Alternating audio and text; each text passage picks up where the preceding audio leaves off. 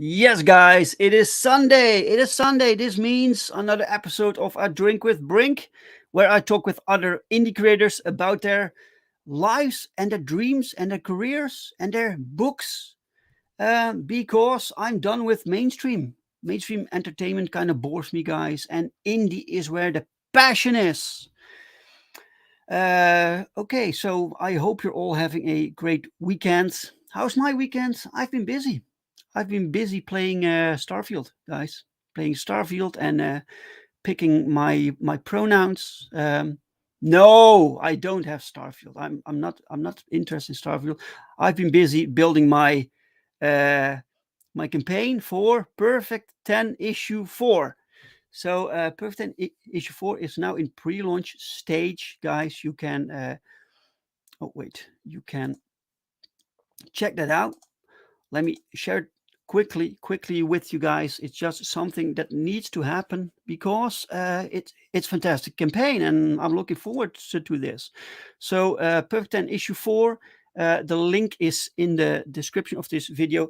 Go check it out. Go sign up. You get a free mystery print. If you sign up, it's a quality print. So last time we had Joe Bennett, legendary artist Joe Bennett. He made the mystery print last time. You never know who we get on board this time. So just sign up. You have some art you can check out here. It's such a cool book, guys. I'm so looking forward to it, and we launch fairly soon. So don't miss out on this sign up. Okay, stop the screen. So the link to today's campaign, by the way, is also is pinned in the chat, guys. It's also in the description of the video. Go check it out. So the guest for today is a new guest to the show. I've seen, I think, some of his videos, but this is the first time we actually interact. So that's pretty cool. On my show, Mike is here. Welcome, Mike.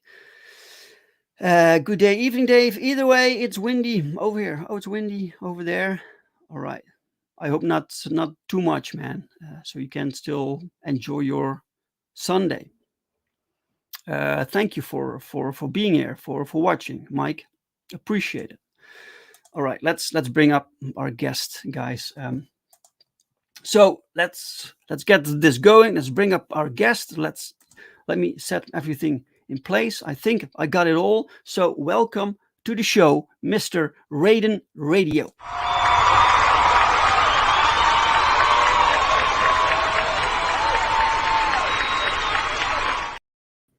Hello. Hello, sir. How are you today?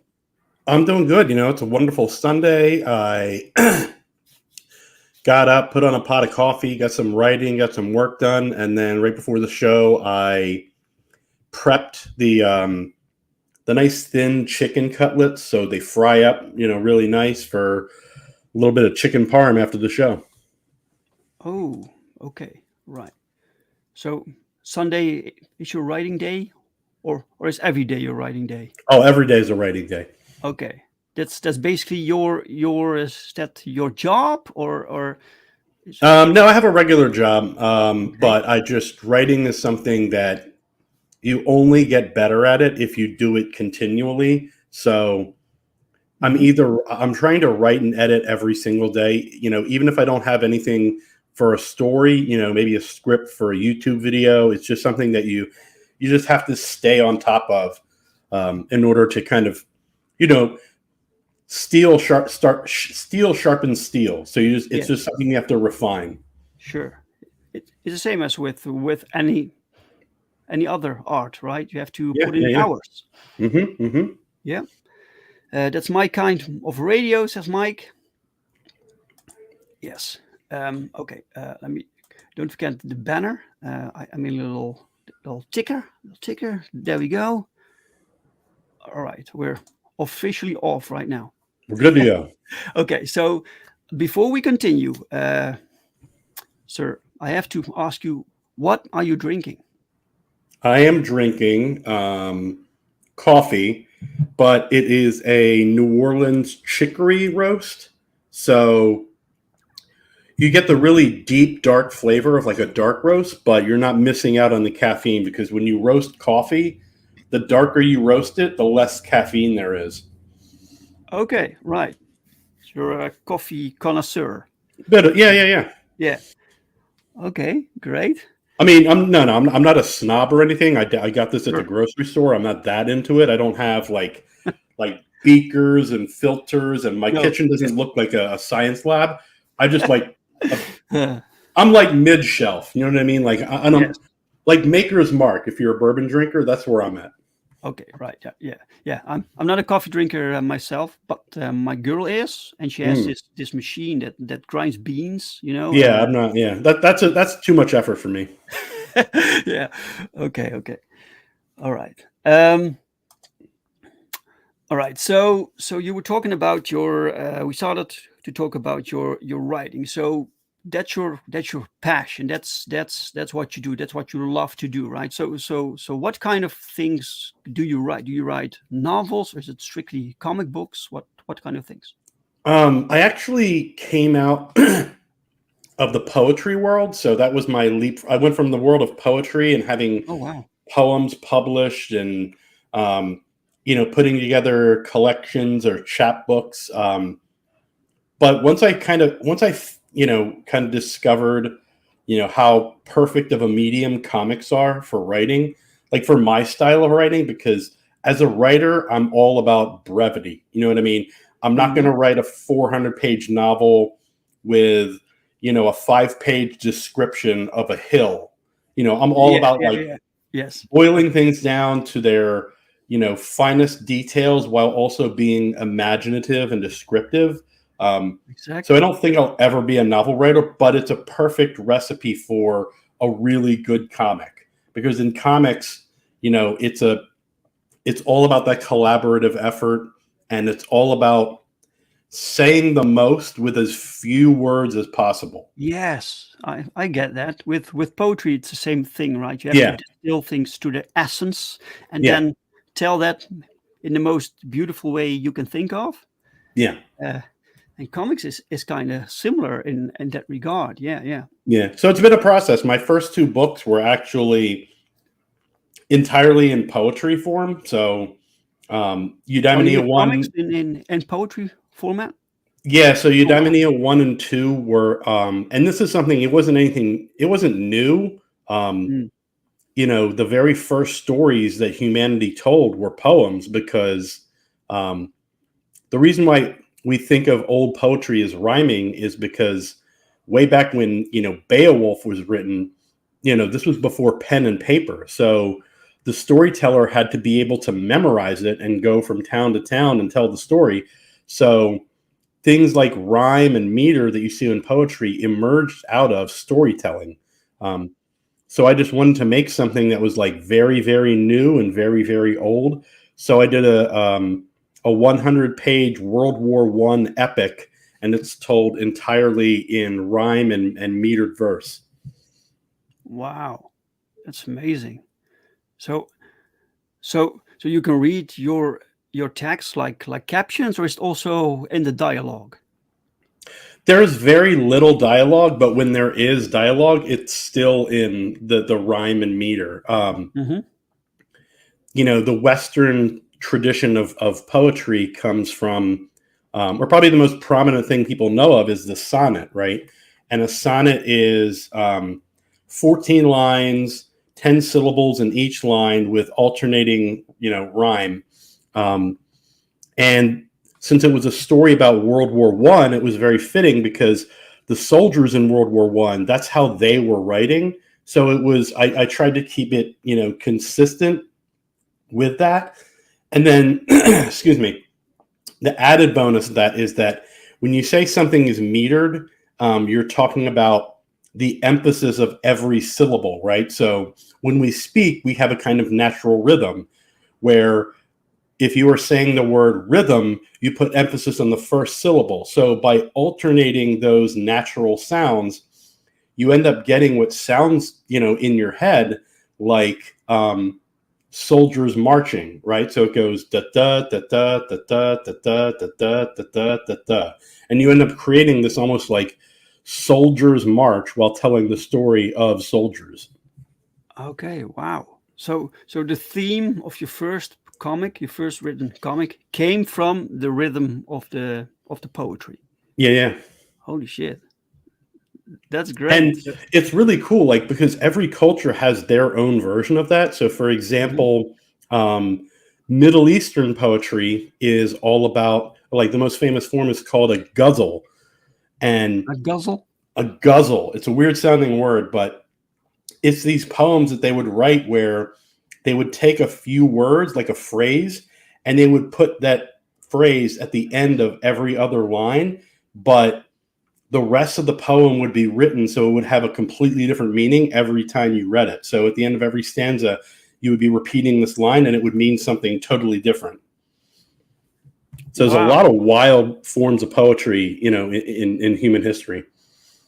Yes. Wow, that's fantastic. But what?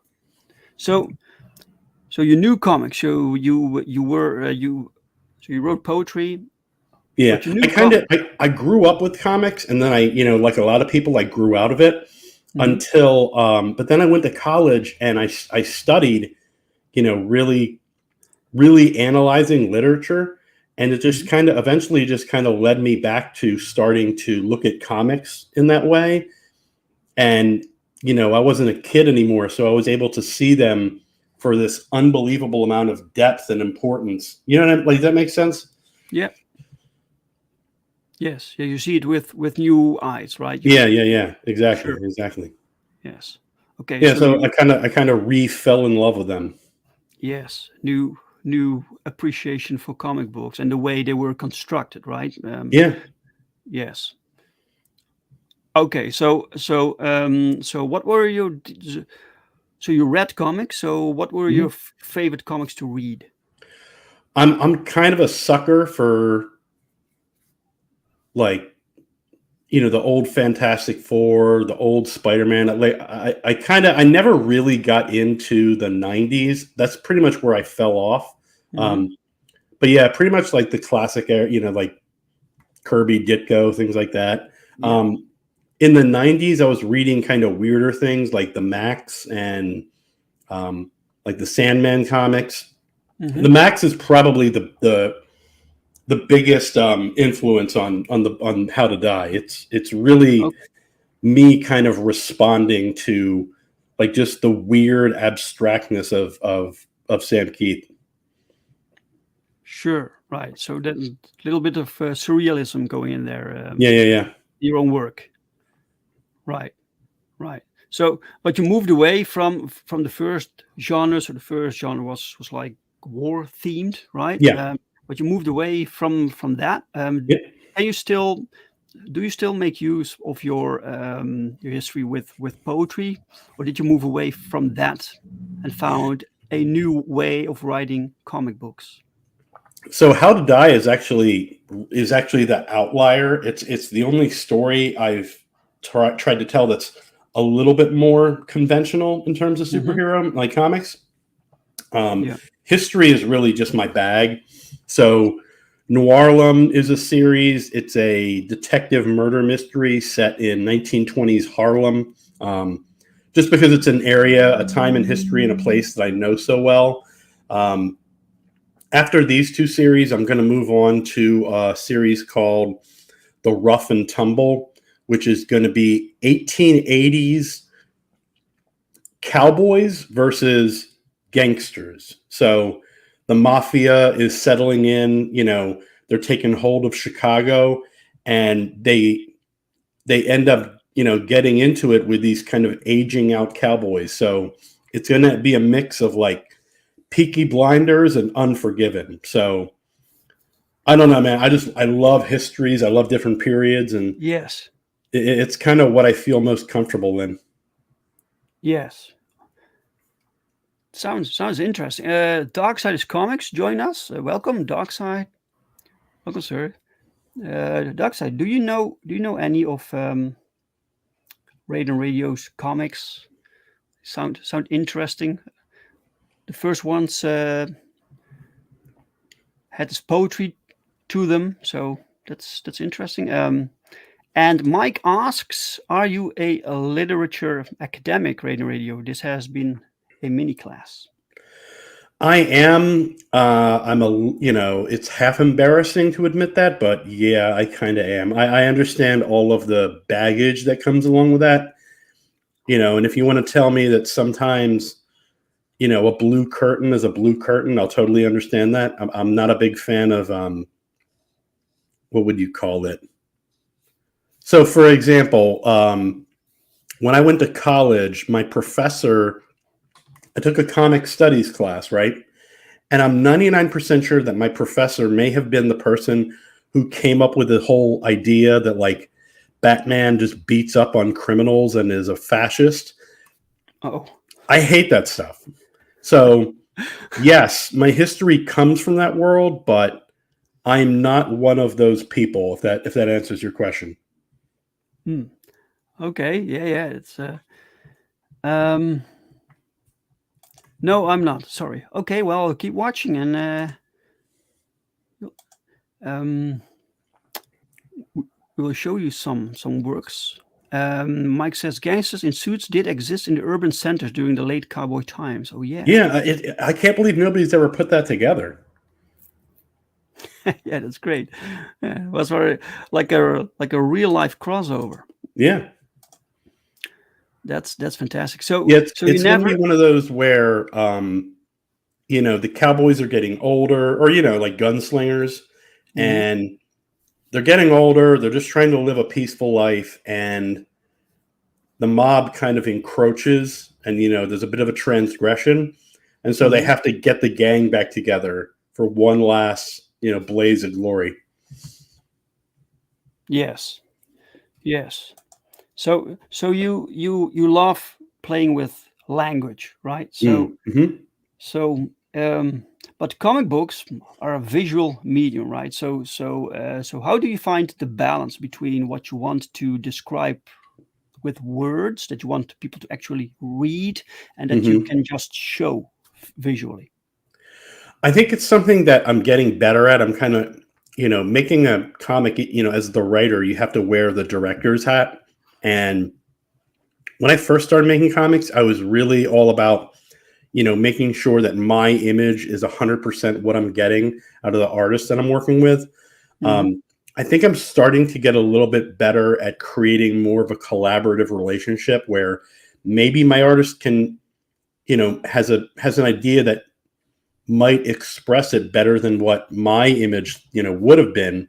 And instead of it being a process of like my words plus their art. I want to loosen the reins a little bit so it can be my words, their art. Okay, now how can we rethink this into something that creates more of a collaborative, enjoyable reading experience? So that's really what I'm trying to do on How to Die. There are parts of the book that, like, the book is mostly done, but I'm pre-lettering, but I'm just gonna have to rewrite it because what I've gotten back, I haven't really cracked the whip on, like, no, you need to do this. This needs to look like this. I'm trying to just, make it more collaborative, and I'm actually like reinvigorated about the story because now I can kind of go back in and write it again with the art. I'm not writing it in the dark and not having any idea what the page is going to look like. Now I can hopefully refine the story a little bit better. All right. And then you write like narrator boxes, or do you mean dialogue, or what will you be rewriting? Because you can't write the structure of the story because that's been drawn, right? Yeah. I mean, it would apply to both. But again, I just think it's going to be a better collaborative, idea of having both of those things just be reworked from the ground up. So that way it's going to the letterer, and yeah, man, it's going to be awesome. Like, to give you an example, sorry, I'm trying not to spoil it, but there is, in this book, there are these kind of montages. Well, they're not really a montage, but it's like a single major event being kind of, drawn out and explained from the perspectives of both characters. And it was being told with narration, but I think it was being told with like dialogue, but I think I'm going to change it just to narration. So it feels a little bit more intimate, where you're getting, like, it's like you're in that character's head. Right. Yes. Mike says, once saw vestiges of the Old West gangsters in TV shows like Deadwood and Hell on Wheels. I haven't seen either show. Deadwood's good. I haven't seen Hell on Wheels. All right. Before we went live, you told me you have another campaign. So basically, we have two campaigns we can look at. So let's get that started. Let's bring up the first one. That's How to Die. This is issue 2, right? How to Die issue 2 on Kickstarter. Shall we watch the video or Sure. All right, great. I hope I got the sound on.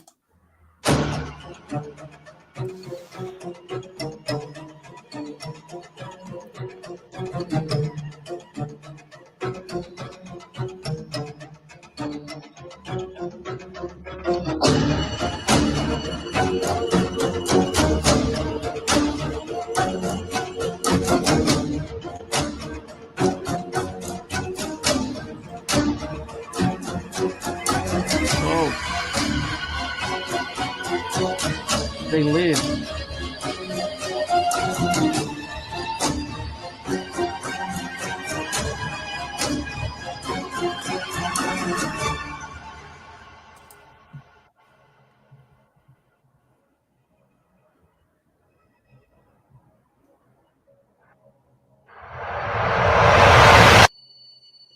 Ooh. Excellent.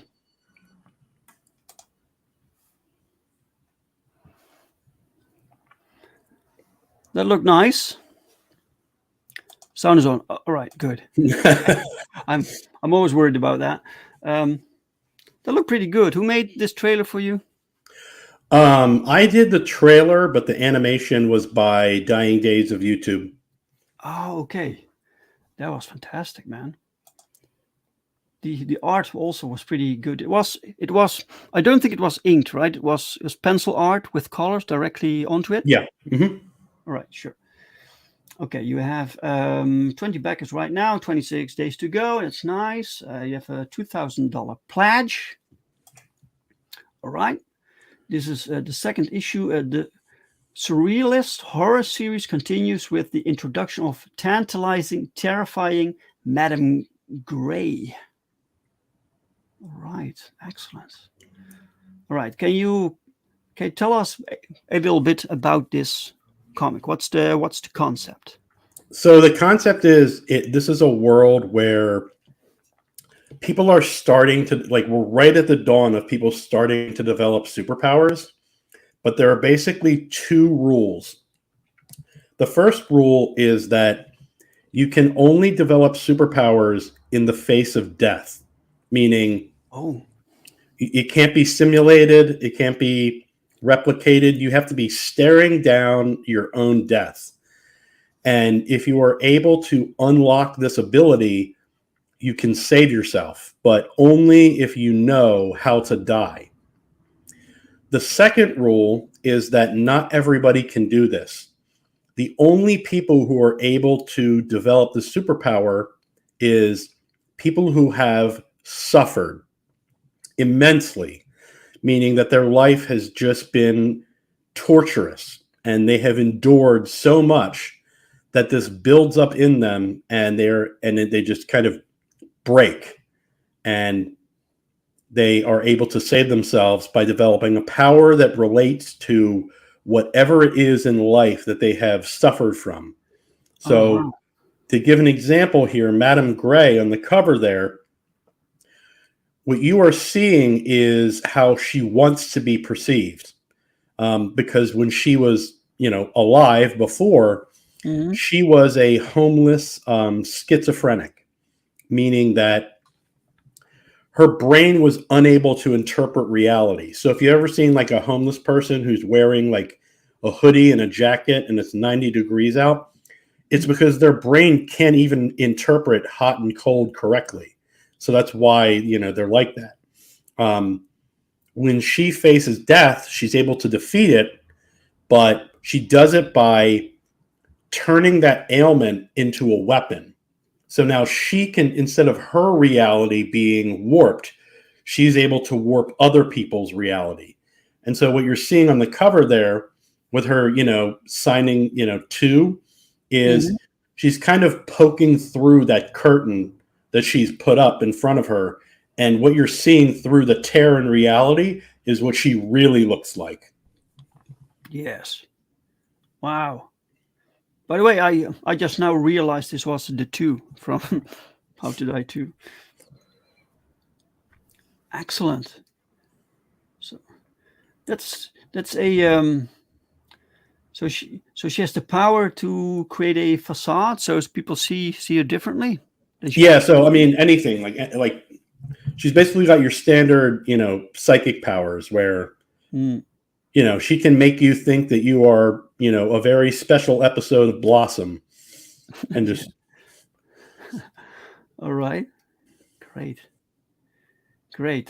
That's a neat concept. People need to die, so actually have to die, right? It's not just before they die, or they have to die. I mean, it's kind of like you have to get right up to the edge in order to bring yourself back. All right. Okay. Wow. So, and you never know what kind of power you're gonna get, right? Yeah. The gentleman on book 1 there is called the Black Ice. The Black Ice, his story is in story 1, but he has basically just endured an unimaginable amount of like pain and trauma.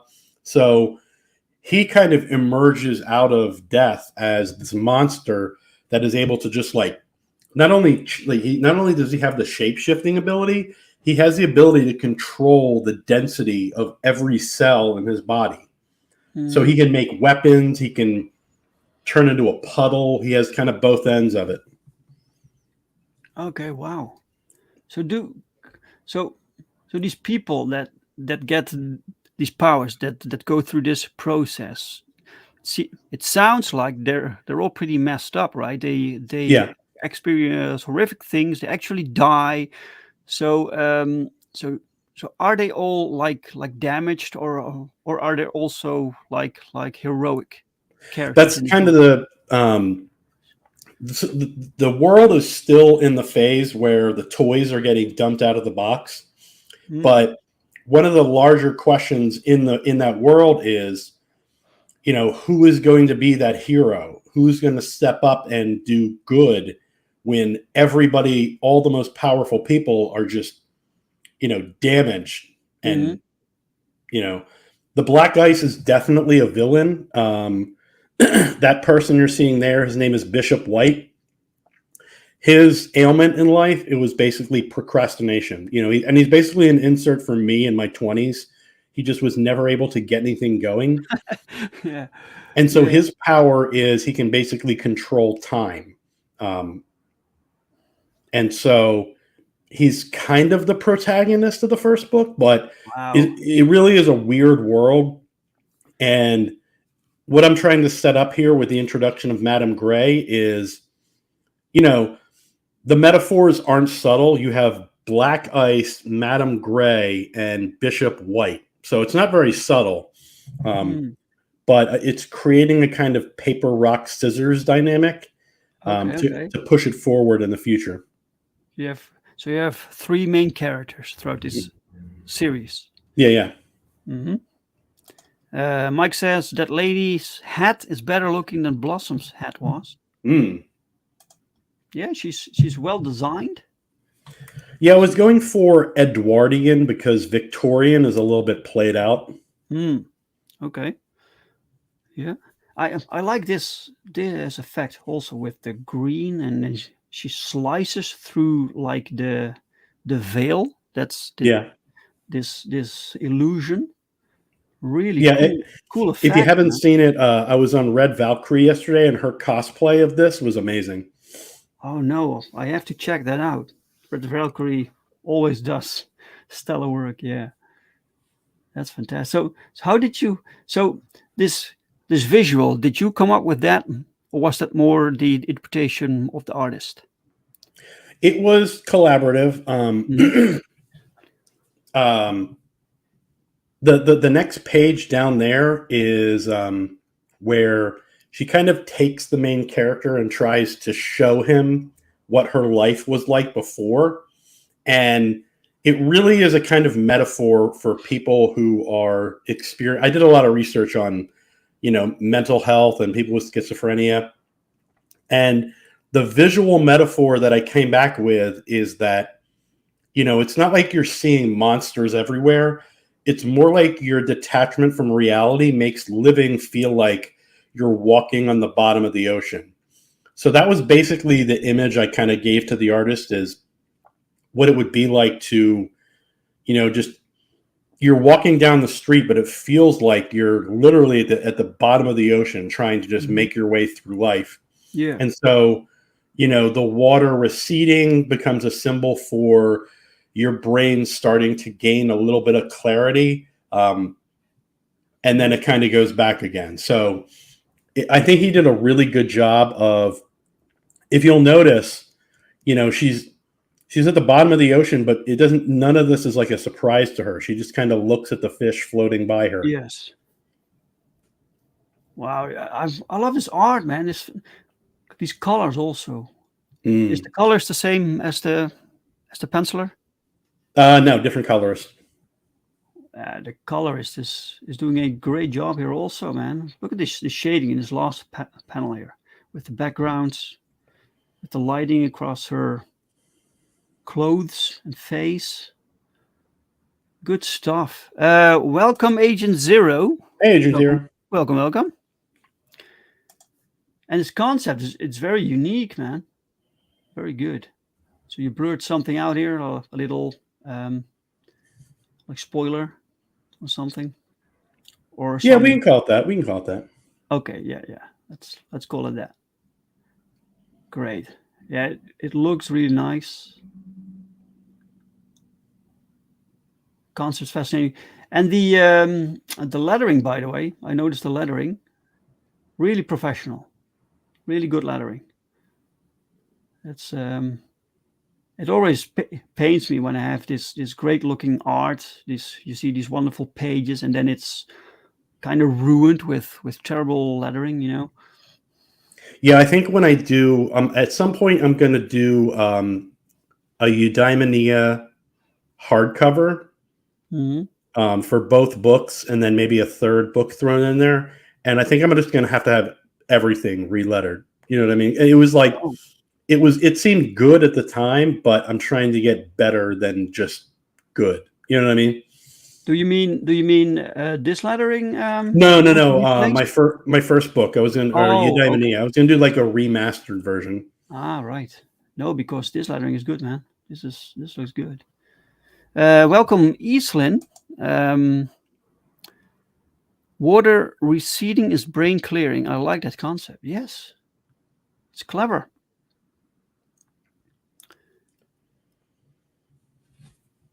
Okay, great. So are these like parts of the text that you want to go back to and rewrite? No, it's basically the second half of the.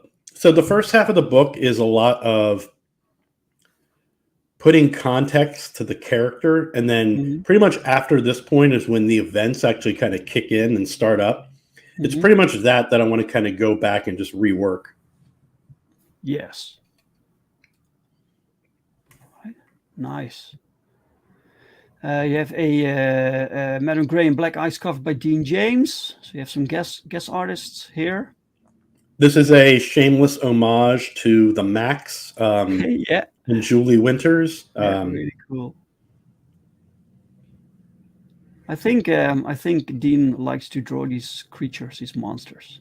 So, Yeah, I also just like the contrast of mhm. the beautiful woman next to the massive monster.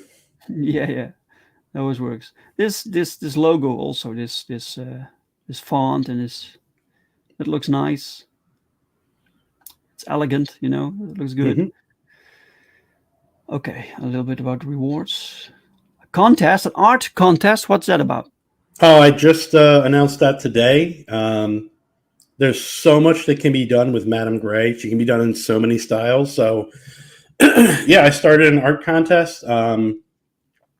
Let's see what you got. Any style, as long as it isn't AI, show me what you got. And first place is going to get $50 on a physical copy of the book.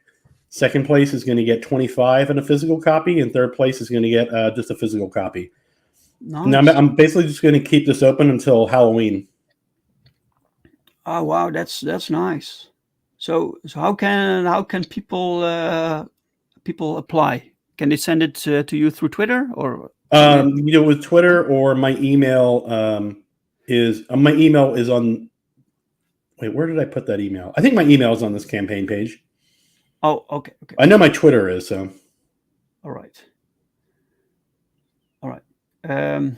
Guys, Raiden Radio's Twitter handle is also in the description of the video. You can follow him if you want to join the art contest and you want to send him the art. You can do that also. Would be awesome.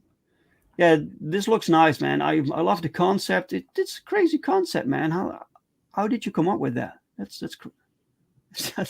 I basically have crazy ideas all of the time, and it's just a matter of filtering them down. And so what I end up with is stories like Noirwam, that is a pretty standard murder mystery in old New York. And then on the other end of the spectrum, I get the weirdest crap in the world like this.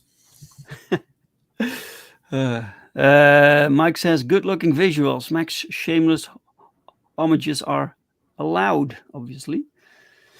Eastland says, pay electric bill first, then go buy it. And serious. Okay, okay. Yeah, Thank you, Eastland. thank you so much. Yeah, and guys, if you can't back, that's fine. Please share. Please share it through your social media. Bring some eyes on this campaign. Let's help make this happen. Right. 20 backers, 26 days to go. I think Kickstarter updates automatically. You don't have to refresh the page. Right. Excellent. The link to this is pinned in the chat, but I will put it in there a second time just to be sure. Copy. There we go. And I will put it in the chat. paste how to die. How to die. I'm putting it in chat right now because we have a second campaign to check out. So let's stop this one for a moment because you've been busy, man. You have another thing going on.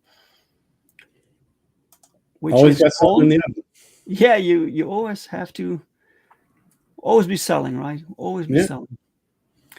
And that's this campaign. Let me share this. This is on Found My Comic. I heard about it. I didn't know you were. This was your book.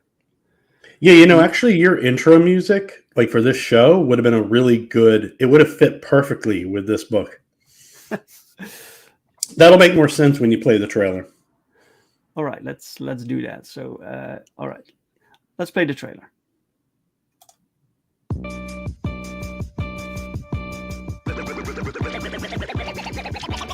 Listening to sounds in the space that's vacant, profound and deep underground is basements. And nice art. Kept what I found is sacred. A sage said, "Silence is the sounds of patience." Listen.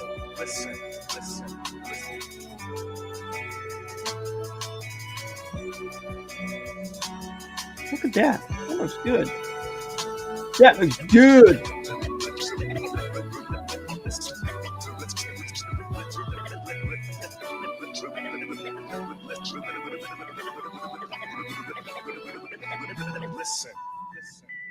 Listen. Okay, I listened. Nice. Okay, so let me explain. I know that font is like really, really basic, but I'm a student of history, and you mean this? It fits perfectly for the time period because this was back in like the 1920s. There was something called the Harlem Renaissance, and you had all of these artists in a ton of different mediums, from painting to art to literature, short stories, and they were trying to get the word out. They're trying to advertise themselves, and so they would do these little periodicals to try and get the word out. Mm-hmm. And then it was just like the style at the time was to call things something that would grab people's attention. So one of my favorite ones was a magazine that there were only 2 issues of, but it was called Fire. and the font looked exactly like that. So it's really an homage to early Fire. 1900s art movements trying desperately to get people's attention. Okay. Understood. Mike says, I can't shake being reminded of Eddie Murphy and Arsenio Hall in gangster suits. Yep, Harlem Nights. Yes. Easton says, a great premise is only 5%. The rest is implementation. Unless you're Stan Lee, in which case you think that having the idea means you did all of it. Yes, this is true. You have idea people, and then you have actual writers who have to make something of it, right? Yes. Eastland says, ask guest if he has a pet. So do you have a pet, sir? We moved across the country last year with 2 cats, and we were recently reduced to 0. Wow. Yeah, it was a tough time. We lost them both, but about a month or 2 ago, we went and adopted a new cat, and I named him Parmesan. Oh, sorry, his full name is Parmesan Reggiano. Sure. Oh, sorry to hear about the loss of your pets, man. That's always terrible. Okay. Yeah, this art is just quality. Look at this. This car. It is buildings. Everything is just as it should be. The fashion style is just works. This is a completely different style. So this is this cover. This is the cover art. Yeah, that's a cover by Kanan White. All right. Interiors are by Roel Roque.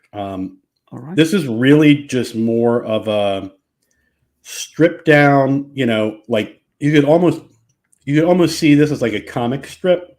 Mm-hmm. But it's part of a much larger story. So what this is this is a sequel to Noirlum. And it's just a chapbook. It's a self-contained mystery that kind of introduces the events of the second book.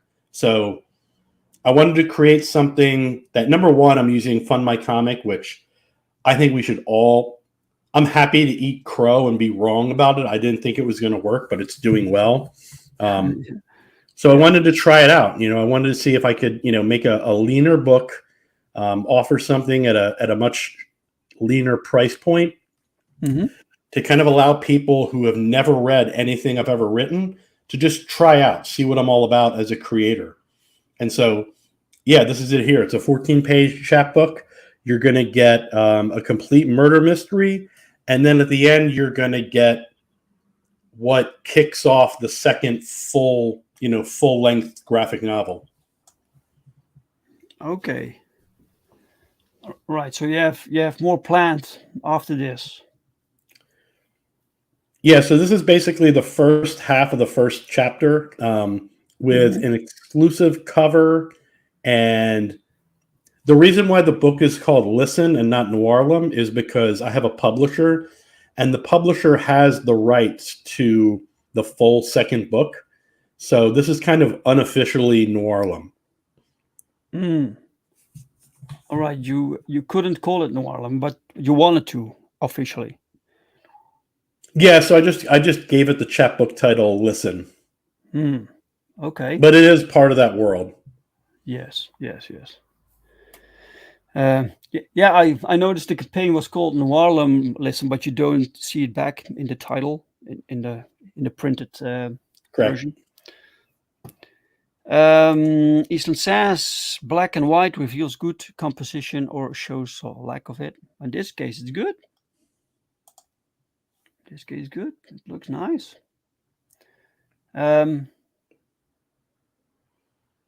Okay. Yes. Is this part of the same book? This part of the same story?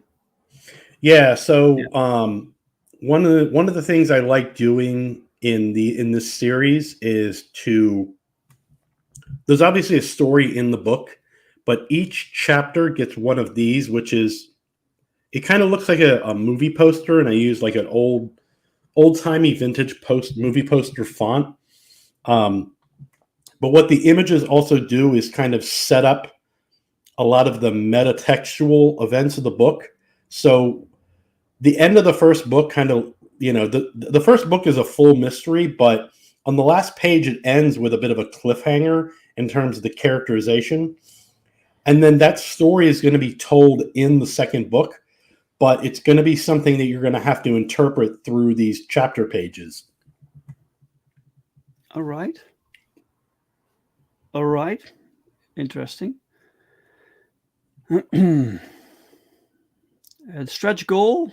All physical backers will receive a print, Noirlum 1961. All right. And that's this. Who's the artist here?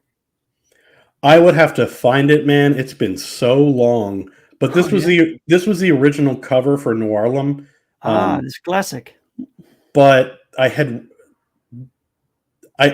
I had this made, I rewrote it. So the character was originally going to be kind of a middle-aged older guy, but I ended up changing him to have a younger look. Yeah. So it just kind of works out that, like, maybe if I ever do a future version of it, or future from when it, the 1920s, that this is what he'll look like when he's older. Yes.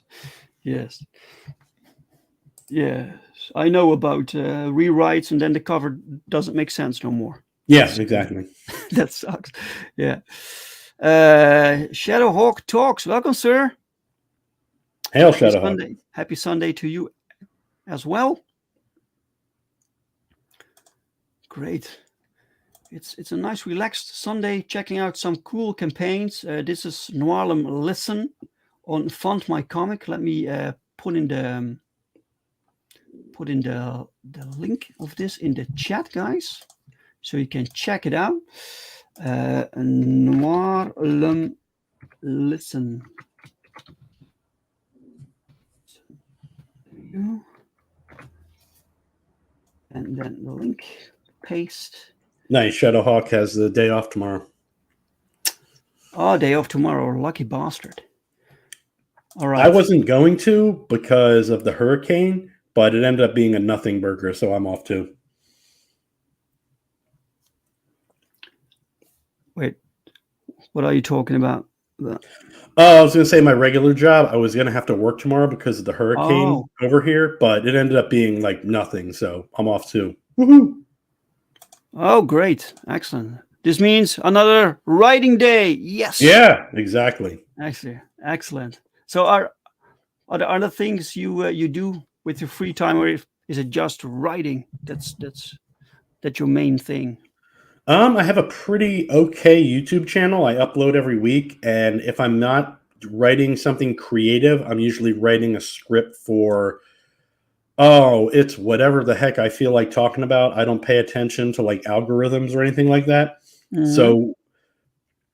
So 1 week you might get a video of movie reviews, and the next week you're going to get a video reviewing restaurants in Arkansas. So it's whatever I feel like talking about. Yeah, it's very you never know what you're gonna get. It's like a box of chocolates, right? Yeah.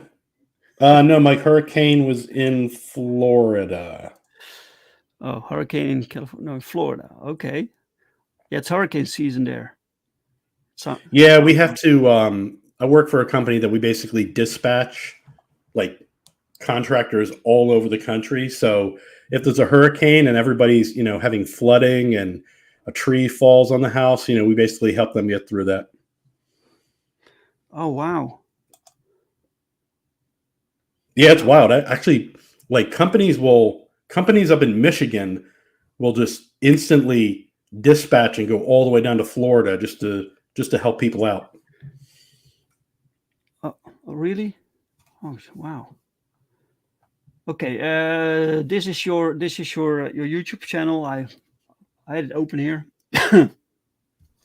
so people can check that out. The link is also in the description, guys. So I will add the link to Noirlum Listen to the description. I hadn't done that yet because I didn't know about it. But after the show, I will make sure it's complete. You can check out all the links, guys. Fantastic. All right, great. And you do ship to Europe, right? Yes, sir. Yeah, on Noirlum, I do have to point out on the very first campaign, I did a gold Zippo lighter. Everybody seemed to like it. I had a few left. I think on that campaign page, I'm down to just 2. So if you want like a really cool gold Zippo lighter with the logo laser etched on it, there's only 2 left. But if that doesn't interest you, I think if you're like you just want the issue, it's $7. Right, $7 for the physical book, right? Yeah. How many pages is it? 14 with some art pages in the back, or 14 pages of story with some art. Right, sure. Okay. And you also offer digital options? Yep. Digital across the board. Excellent. I think on the How to Die campaign, there's like a digital catch-up tier for everything, and at this point, I think I'm getting close to like 400 pages of comics. Holy shit. That's fantastic. Wow, that's fantastic. So guys, if you want to support RaidenRadio, you can just get the digital books.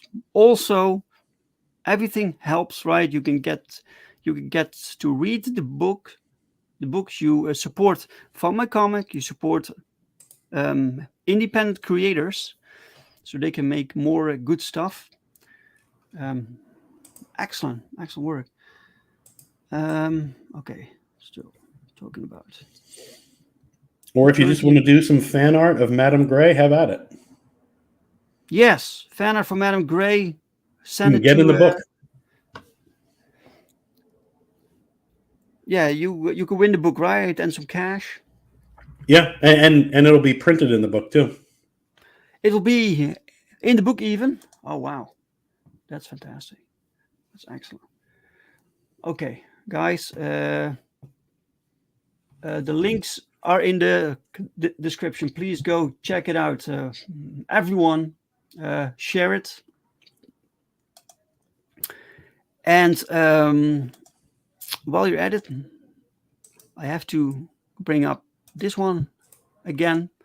This is Perfect 10 issue 4. It's in pre-launch stage right now. You can sign up for some free goodies, and you get notified when we go live, when the book launches, when the campaign launches, which will be this month. So it's pretty soon. So don't miss out. Yeah, I'm loving this book. We're working hard on it right now. We have a lot of stuff to do still, but we're getting there. We're getting there, guys. It's a great book. Right, stop the screen. Okay.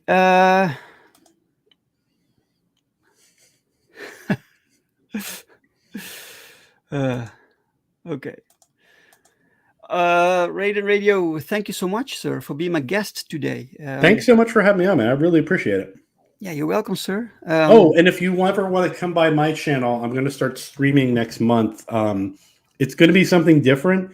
It's going to be a show called Off the Books, where I talk to comic creators about their passions outside of comics. So you can pick a topic.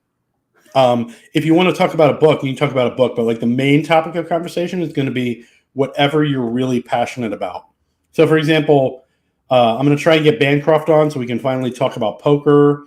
Maybe get Joanne Sontag on to talk about metal. Okay. Yes.